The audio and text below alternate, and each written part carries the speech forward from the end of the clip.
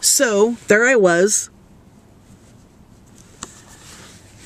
Out of my mind. Seriously, I don't remember what happened. All I remember is the ambulance pulled over off the side of a freeway. They had called my mom to say, we've got to take her to a different hospital. She's not doing well. Her blood pressure, we can't get it down. The baby's in distress. The baby's gonna die. You know, and the guy's name was Harry, the EMT that I was trying to say, because he was trying to get a bedpan under me, and my back hurt so bad, and I was in so much fucking pain.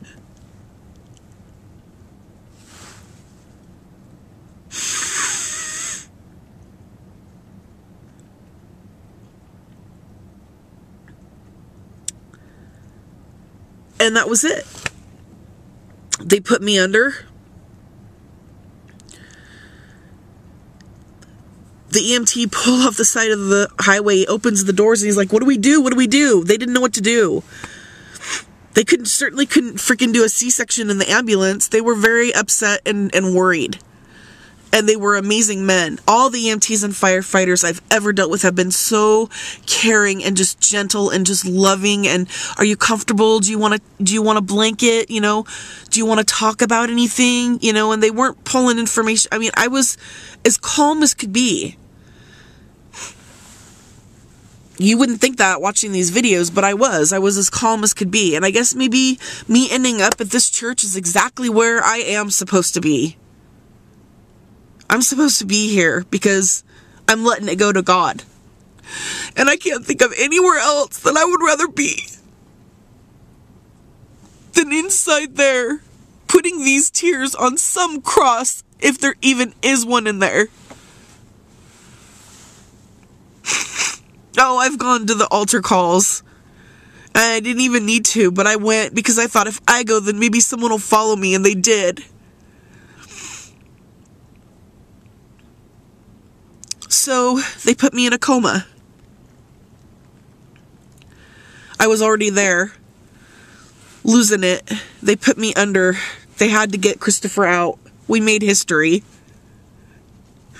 It was like they changed the laws and procedures about having crash carts in the neonatal units. I mean, it's documented in the books.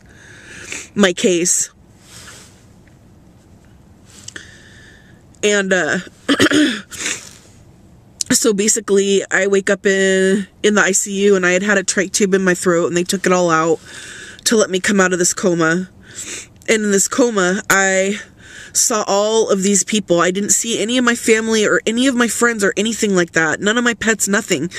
Jesus and I were walking along, and I got a hold Mother Teresa's hand, her right hand, and she, you know, it was this amazing experience when I was in this coma. I saw things that, to this day, I'll look at a picture of something and it'll flash back that I've seen this. The Lord's Prayer says, on earth as it is in heaven, and that's exactly what this was going on. It was like waking up, I see certain things, or I smell the air sometimes, or just anything, and it gives me that connection to that place that I was, and I'm homesick.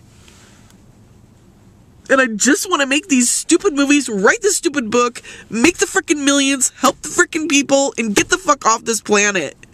Because there are better places to chill, believe me. Believe me. So I'm in this coma, everybody's praying. Oh, please have her wake up without brain damage. Please have her be okay. I wake up by myself in the frickin' ICU. And this nurse was feeding me Jell-O, and I kept saying, what's my name? Where am I? Who are you? You know, that was the cycle that was going on. She was beautiful. She had the most beautiful eyes. She had to wear a mask and everything. And then these two nurses come in, and they walk over to the wall. And one of them says, oh, what a beautiful baby. And I sat up and I said, baby? And I grabbed my stomach, and I knew that there was nothing in my tummy anymore. And they pulled the freaking picture of Christopher off the wall. They set it in my lap.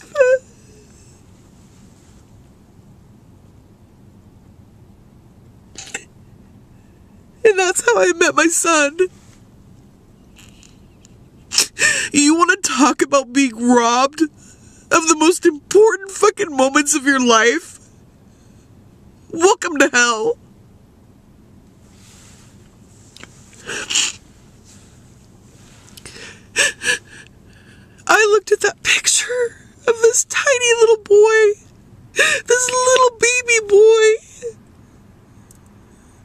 He was so jaundiced, and he was so small, and he had all these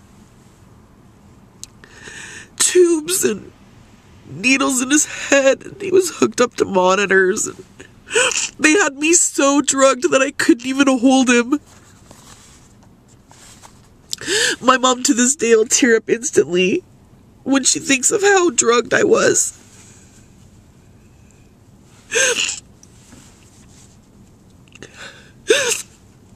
And I know that I might seem very put together right now, because I'm not.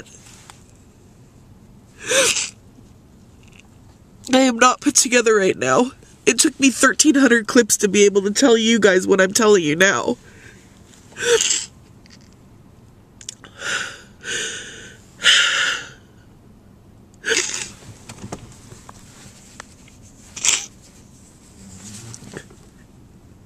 It's an incredible story. It's about as amazing and immaculate as Mary and Jesus and Joseph.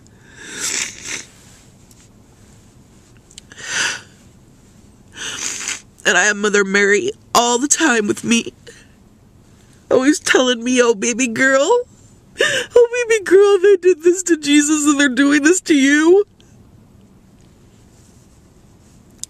She's not standing on some cloud with roses at her feet waving at everybody. Mary's very upset. Christopher's godmother is Desiree. She is the neck that turns the Catholic faith out here, the entire church. She has been such an amazing inspiration to me. She's taught me everything about Catholicism that I know, because I took an interest in every single religion under the sun. In the, Western Hemisphere, I've taken the best parts of everything. The JWs, the Latter-day Saints, the Seventh-day Adventists, the United Methodists, the Baptists, the Lutherans, everything. I've been everywhere. To over 700 churches in the last 10 years. To learn, so I can identify and help anybody.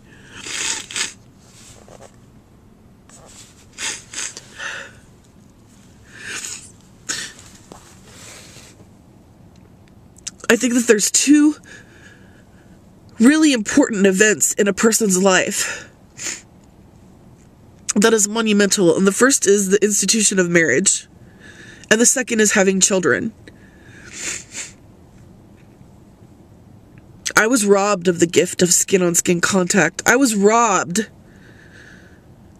of the ability to have my water break and go through that experience and go through the pains and bond with my baby.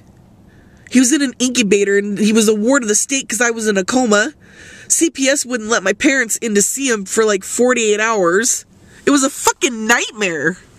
It was a colossal nightmare. Everything that could possibly go wrong went wrong. And yet here we are, Christopher and I, ready for the world to just stand in front of the whole world and testify. One time, though.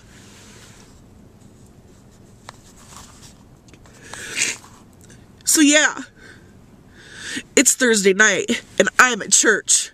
Where are you, pastors?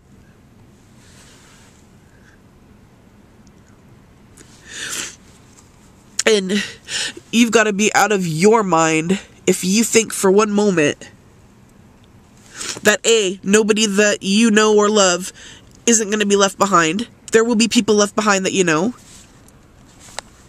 Secondly, churches are going to get burnt down, synagogues are going to get burnt down, and pastors and people are going to get thrown in mental institutions because they haven't broken the law. But under the RCW law, they can take you no matter what.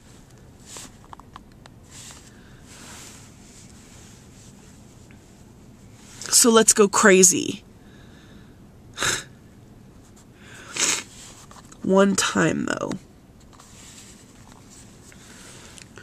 That's how I like to say that Prince song. So I'm going to calm down and do my job and go home.